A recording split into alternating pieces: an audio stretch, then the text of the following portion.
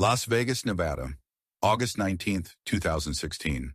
The Strip glitters under desert stars, a river of neon and possibility flowing through the night. Inside the Emerald Spire Casino and Resort, thousands of people chase luck and dreams. Cards shuffle, dice roll, slot machines sing their electronic songs. Money moves like water, flowing from pockets to tables to vaults, an endless circulation of wealth. 4 floors below the casino floor, in a kitchen that smells like industrial soap and steam, a man stands at a steel sink scrubbing dishes. His name is Miguel Santos. He's 47 years old. He's been washing dishes at the Emerald Spire for 8 years, 12 hours a day, 5 days a week. His hands are permanently wrinkled from hot water. His back aches from standing. He earns $11 an hour, barely enough to rent a one-room apartment in a building where the air conditioning doesn't work and the neighbors fight at 3 in the morning. Miguel is invisible. When managers walk past, they don't see him. When servers drop off trays of dirty glasses, they don't make eye contact.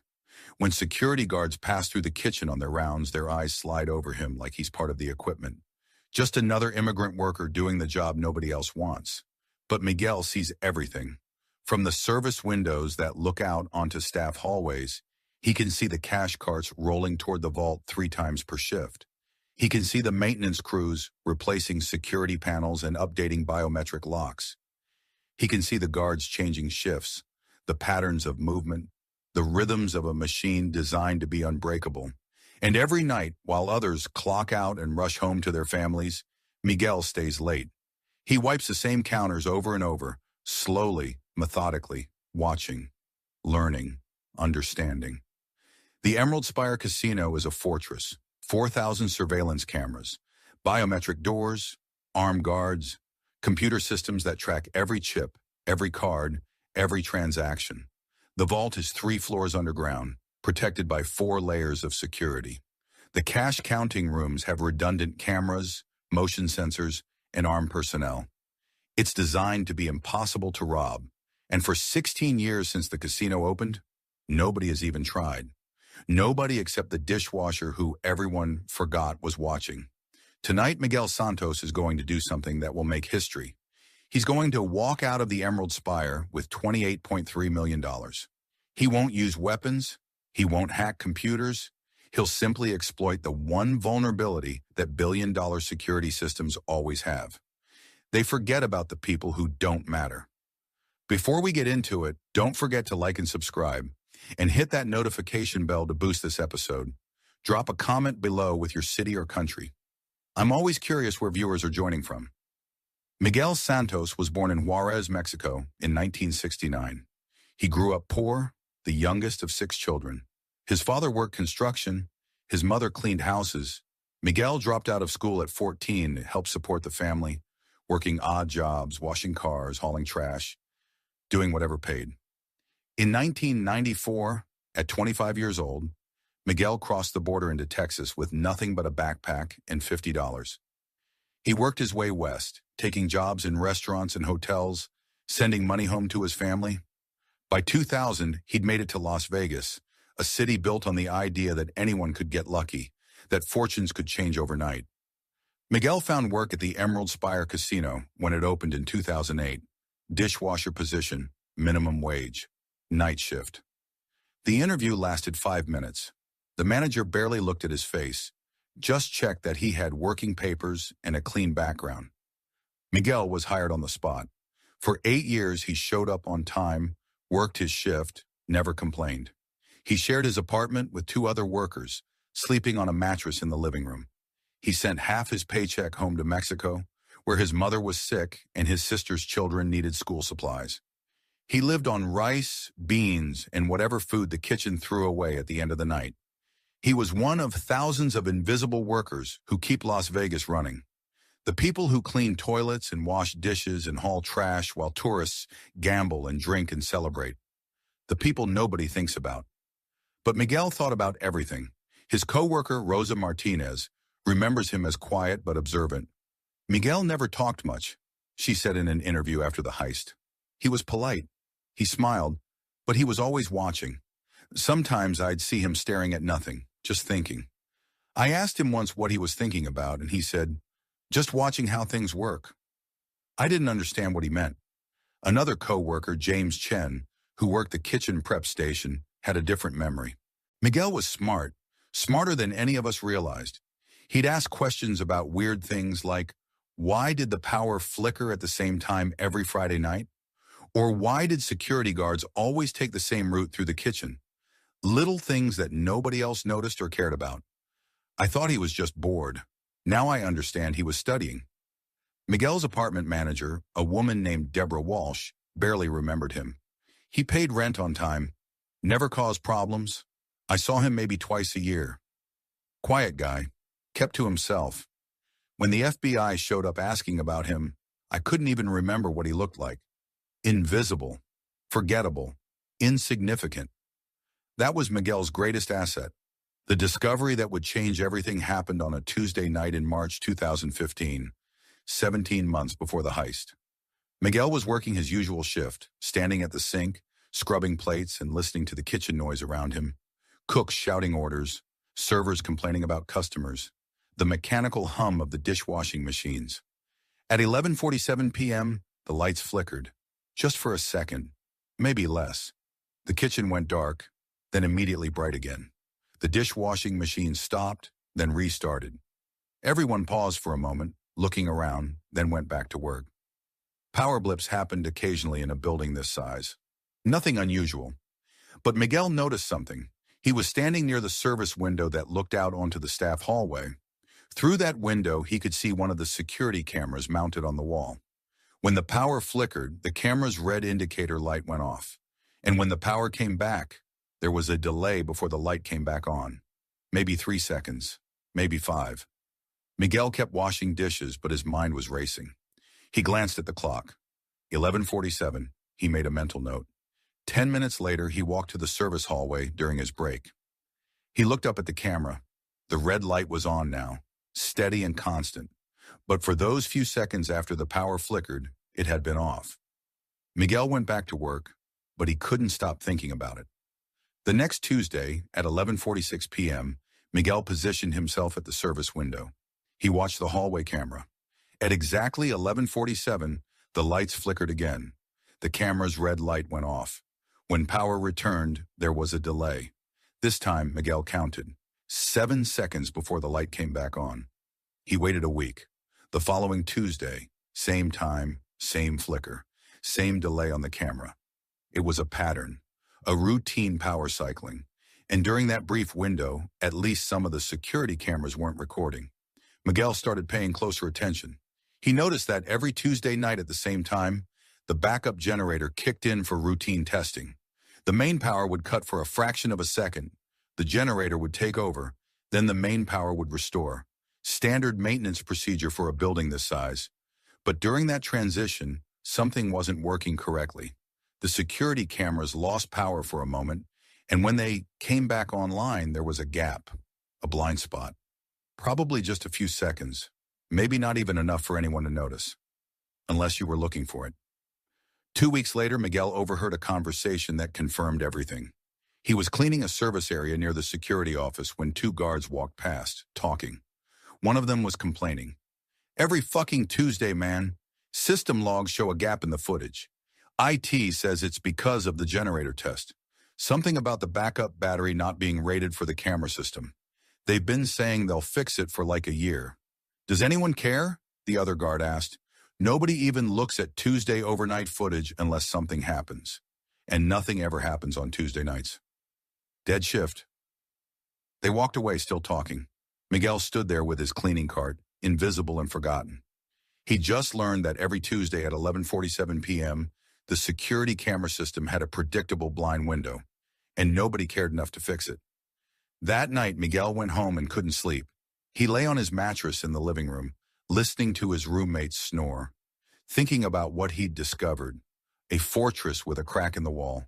A system designed to be perfect, undone by routine maintenance and lazy IT departments, and the assumption that nothing would ever go wrong during a dead shift.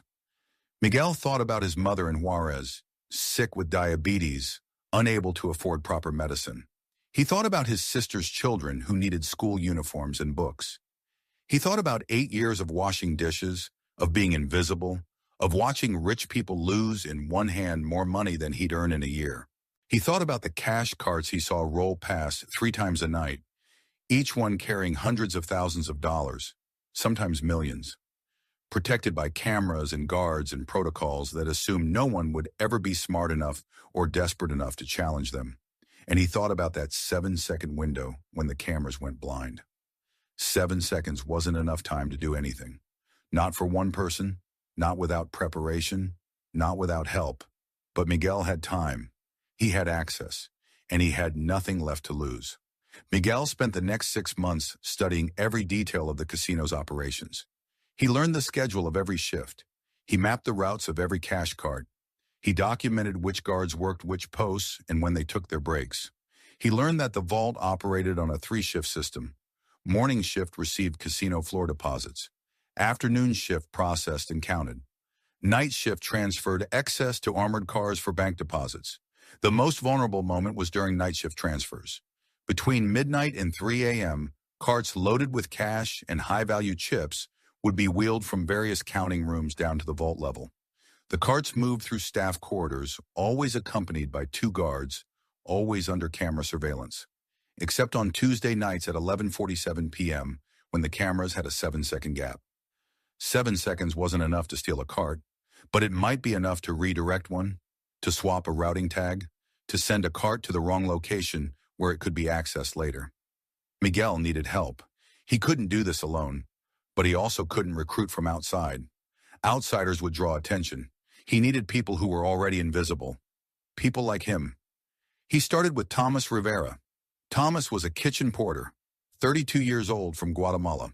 He'd been working at the Emerald Spire for 5 years, hauling supplies, cleaning storage rooms, doing the heavy lifting that nobody else wanted to do. He had keycard access to supply rooms and service elevators. Most importantly, he was desperate. His wife had cancer. The medical bills were crushing them. Miguel approached him during a smoke break behind the employee parking structure. They'd worked together for years, but barely knew each other beyond casual hellos. "Tomas, can I ask you something?" Miguel said in Spanish. "Sure, man. If you could make enough money to pay for your wife's treatment, all of it, would you take a risk?" Tomas looked at him for a long moment. "What kind of risk?" "The kind where we either get rich or go to prison. No in between." Tomas flicked his cigarette. "I'm listening."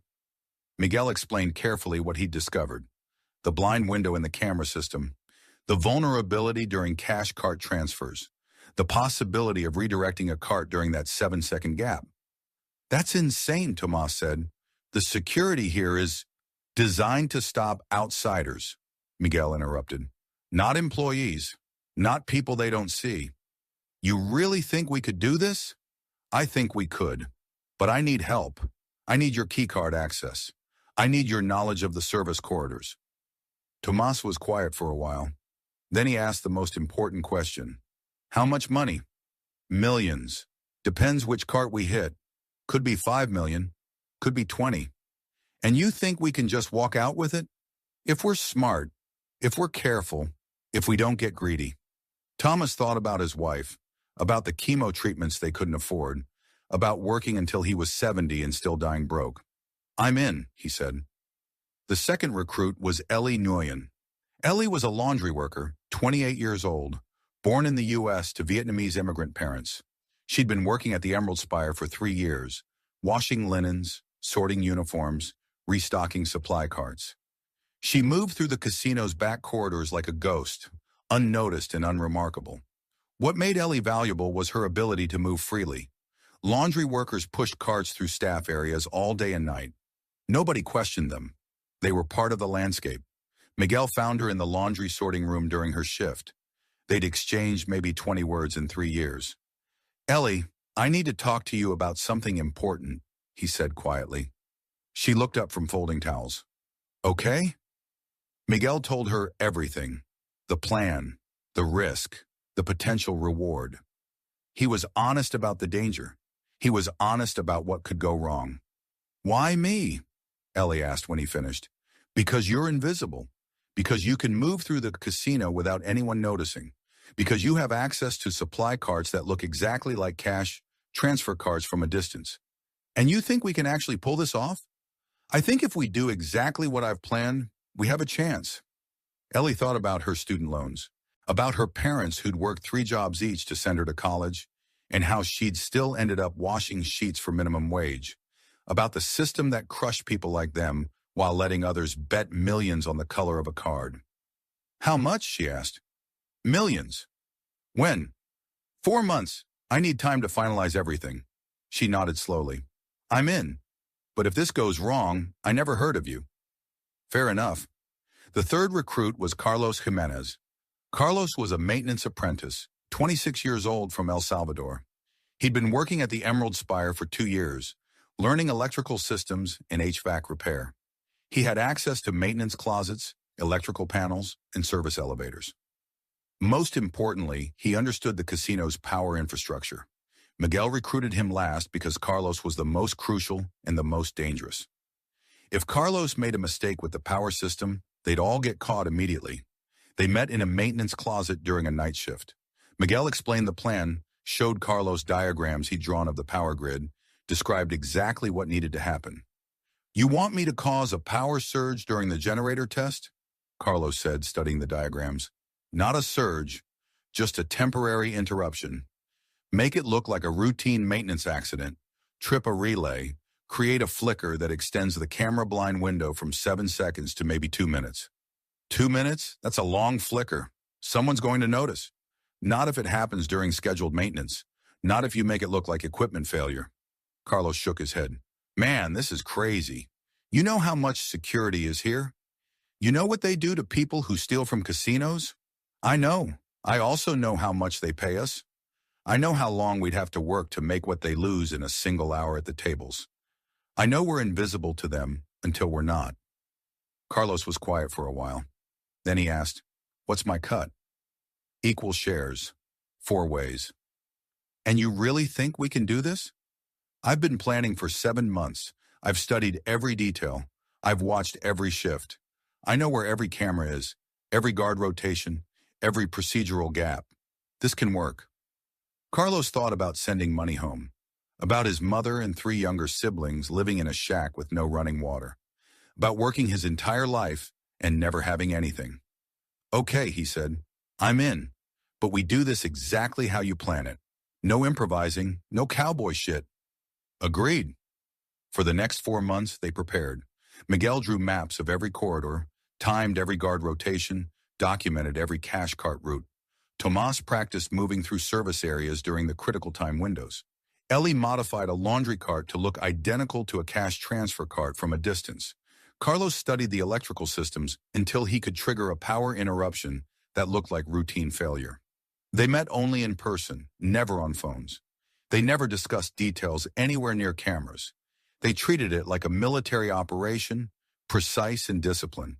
And on August 19th, 2016, at 11:47 p.m. on a Friday night, they executed. Friday night at the Emerald Spire is the busiest shift of the week. The casino floor is packed. High rollers at the private tables, tourists feeding slot machines, poker tournaments running, money flowing like a river. 4 floors below in the kitchen, Miguel Santos scrubs dishes like he has for 8 years. His shift started at 4 p.m. It's now 11:30. In 17 minutes, everything will change. Thomas Rivera is in a supply room, checking inventory on a tablet, looking like he's doing his job. He's actually watching the hallway camera feeds on a hijacked monitor, counting down. Ellie Nguyen is in the laundry sorting room, loading a cart with fresh linens. The cart looks like every other supply cart in the casino, but underneath the linens there's an empty frame with wheels. It's the exact size of a cash transfer cart. Carlos Jimenez is in an electrical maintenance closet 2 floors down, supposedly replacing a faulty circuit breaker. He has tools spread out, work orders filed, everything by the book. In his hand is a bypass switch that will interrupt power to specific systems for exactly 127 seconds. At 11:45 p.m., Miguel receives a text from a burner phone. 1 word, ready. He dries his hands, takes off his apron, and walks toward the service corridor. To anyone watching, he's just going to his locker. The night shift supervisor barely glances at him. At 11:46, Thomas moves into position near the vault corridor. He has a cleaning cart, standard equipment for porters. Nobody questions him. At 11:47, Carlos triggers the power interruption.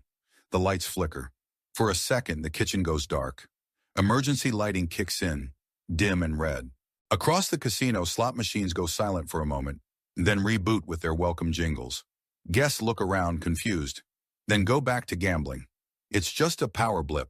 Happens occasionally. But in the security control room, monitors go blank. 4,000 camera feeds gone. Backup systems should kick in immediately. They don't. Something's wrong with the power transition. A security supervisor grabs his radio. Control to engineering, we've lost camera feeds. What's the status on the generator test? Carlos responds from the electrical closet, his voice calm. Engineering here. We've got a relay failure. Working on it. Should be back online in 2 minutes. Copy that. Make it faster. In the staff corridors, everything happens in practice precision. A cash cart is being wheeled toward the vault by 2 guards. It's one of 6 transfers happening during the shift. This particular cart is coming from the high-limit poker room counting station. Inside are cash and high-denomination chips. Estimated value, $28.3 million. The guards are following their standard route. Down corridor B, through the service elevator to vault level. They've done this hundreds of times. The cameras are watching. Protocols are followed, except the cameras aren't watching. Not right now. Tomas Rivera appears in corridor B, pushing his cleaning cart. He looks like he's doing his job, mopping the floor. One of the guards recognizes him vaguely. Just the porter. Nobody important. As the cart passes, Thomas does something simple. He swaps the magnetic routing tag on the cart's handle. These tags tell security personnel which cart goes where. They're color-coded, simple system, easy to follow. The tag Thomas removes says, Vault Level B3. The tag he replaces it with says, Supply Level B1. It takes 3 seconds. The guards don't notice. They're focused on keeping the cart moving, on following procedure. They don't check the tags. Why would they? Nobody's ever tampered with tags before. At the service elevator, the lead guard scans his badge and hits the button for B3, vault level. But the elevator's programmed to read the routing tag and override manual selection during cash transfers. It's a safety feature. The elevator takes them to B1. The doors open. The guards look confused. This isn't the vault level. This is supply storage. Did you hit the wrong button? One guard asked the other. I hit B3. Why are we at B1? Check the tag. The guard looks at the cart's tag. Says supply level. What the hell? Must be wrong. Someone must have tagged this wrong at counting. They're about to radio it in when Ellie Nguyen appears, pushing her laundry cart. Hey, you guys lost? She asks, smiling. Just a friendly laundry worker. We got the wrong tag on this cart, the guard says. Should be going to the vault. Oh man, that's been happening all week. Supply tags getting mixed up. Want me to radio it in while you guys take it back up? The guards exchange a glance. They're not supposed to leave the cart unattended, but they're in a secure corridor. The cart will be visible on cameras the whole time. What could go wrong? Yeah, okay. We'll head back to the counting room and get the right tag. Just don't let anyone near this cart. No problem, Ellie says. The guards leave, heading back to the elevator. They'll take it to the counting room, report the tag error, and come back with the correct documentation. Standard procedure for this kind of mix-up. Probably 15 minutes, round trip, except the cameras still aren't recording. And Ellie isn't alone. Miguel appears from a supply closet. He moves quickly, efficiently. He and Ellie switch the carts. The real cash cart goes into the supply closet. Ellie's fake laundry cart goes where the cash cart was. It takes 40 seconds.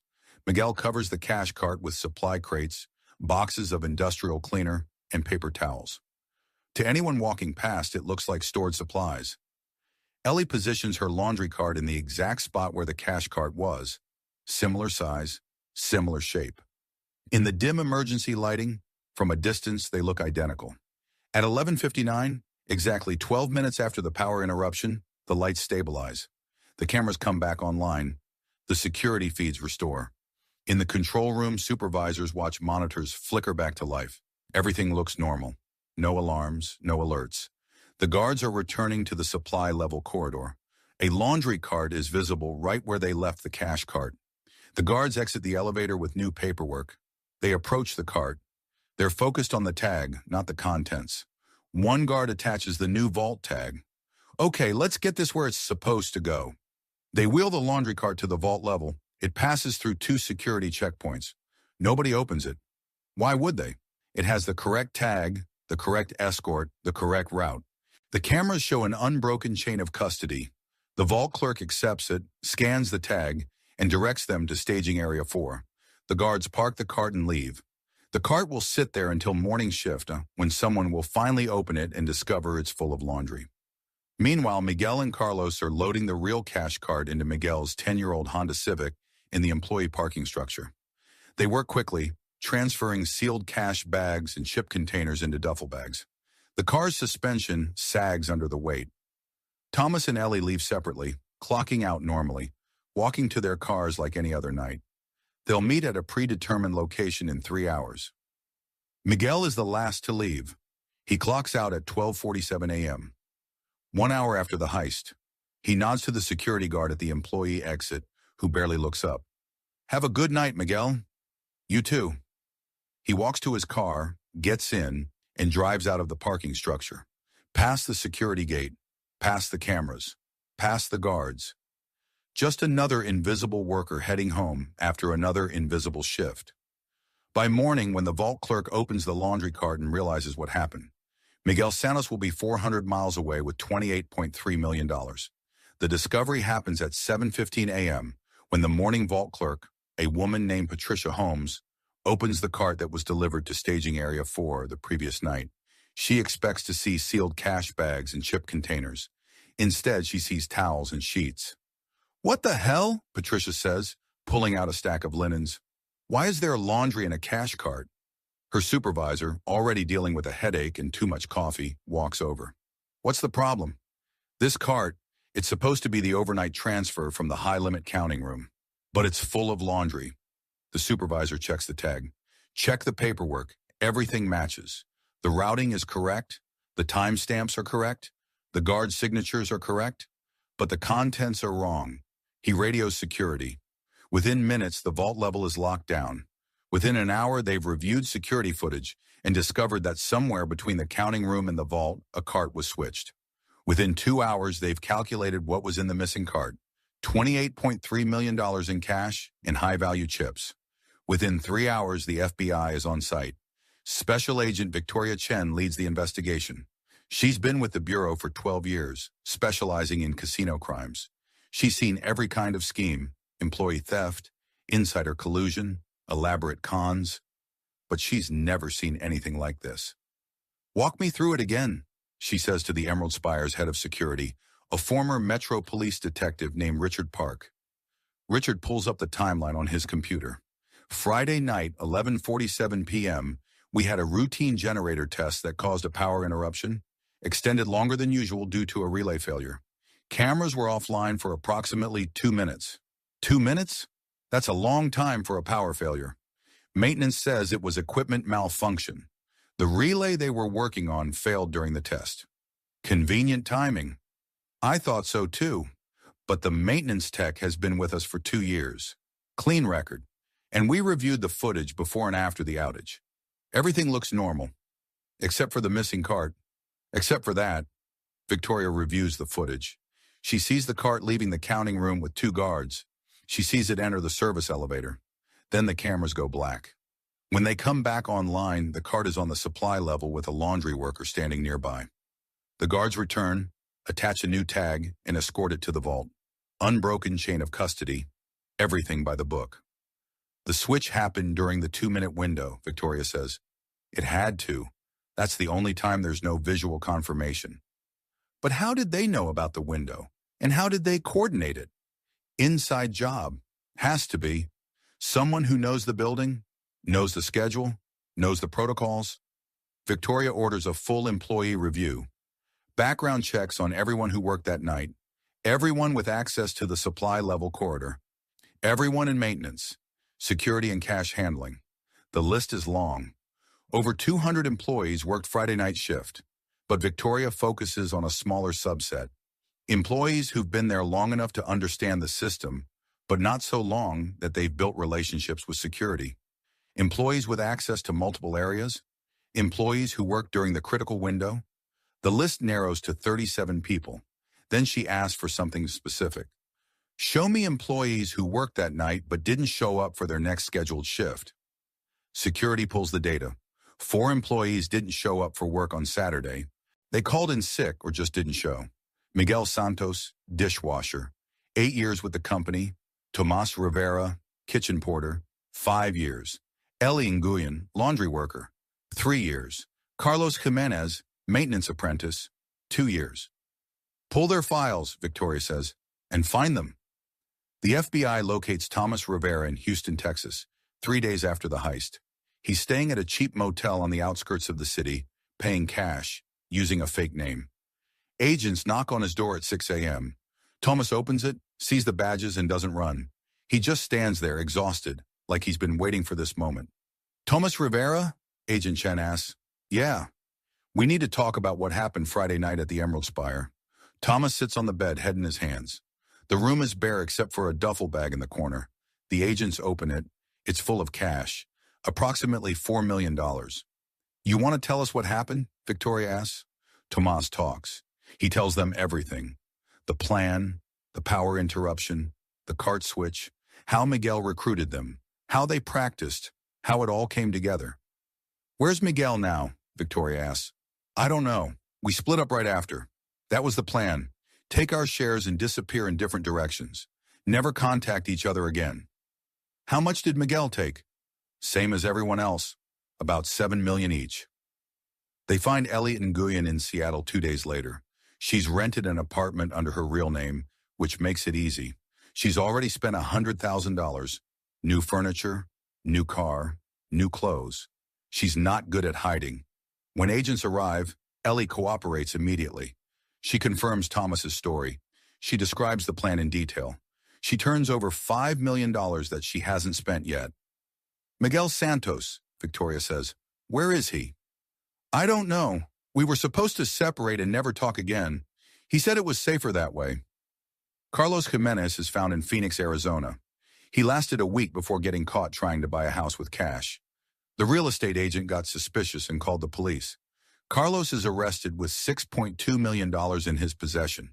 He tells the same story as Thomas and Ellie. Miguel planned everything. Miguel recruited them. Miguel was the mastermind. Did Miguel say where he was going? Victoria asks. No. He said the less we knew about each other, the better. 3 of the 4 conspirators are in custody. Approximately $15 million has been recovered. But Miguel Santos and $13 million are still missing.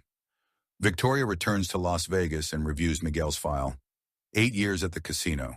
Perfect attendance. No disciplinary issues, no criminal record, no red flags. She visits his apartment. The landlord lets her in.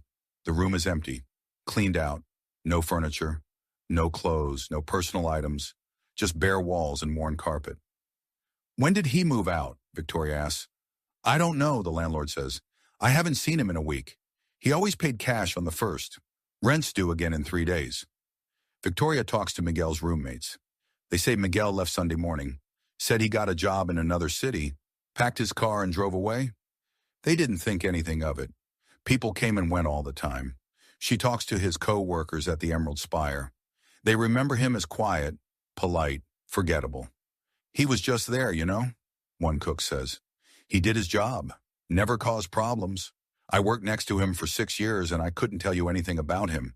It's like he was designed to be invisible. Victoria reviews bank records.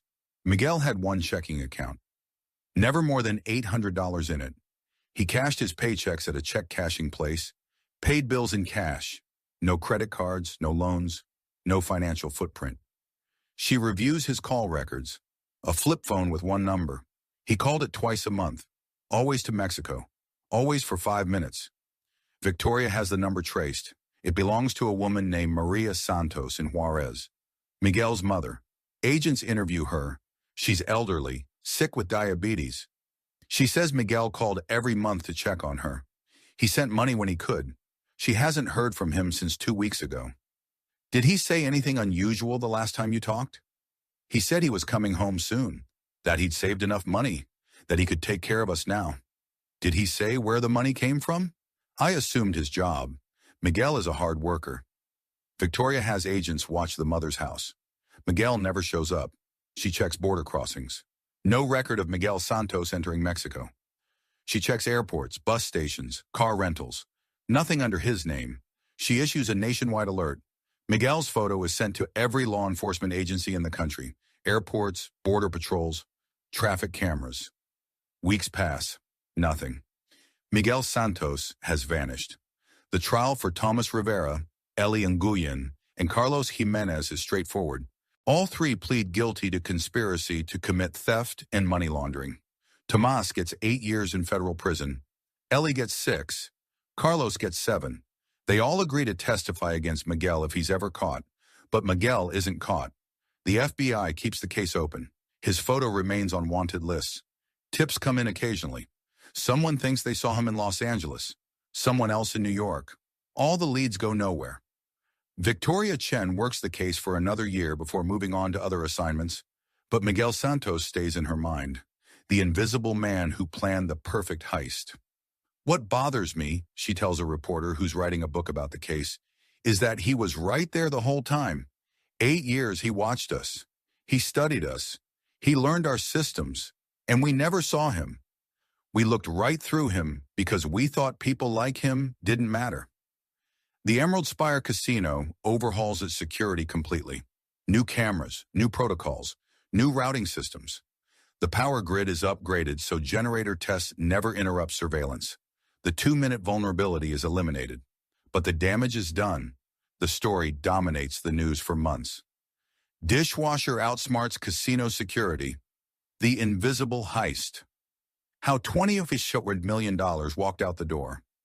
Other casinos review their own systems, looking for similar vulnerabilities.